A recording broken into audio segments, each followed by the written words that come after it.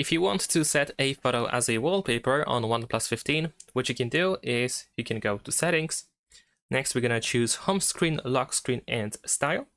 Now in here, we're gonna swipe up in order to reveal this menu, and then we want to go to wallpapers. Now over here, we have choose from album. So we're gonna go over here. And of course, we can choose any photo from the library that we want to set up as the wallpaper on our phone. So let's say I'm gonna choose this one. Let's tap on this check in the upper right corner. Now we can adjust the photo a little bit. We should be able to move it up and down a little bit.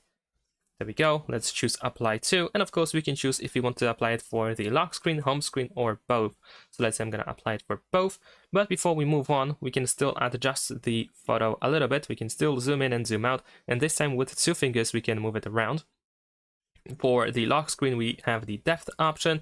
We also have the style, so we can apply in style and enlarge the wallpaper. And if we switch to the home screen here, we have some more stuff like, for example, the wallpaper scrolling, the blur. We have system colors, for example, that we can customize, and so on and so forth. But once you are ready, we can just tap on apply in the upper right corner. And that is pretty much it. Thanks for watching. Leave a like and subscribe.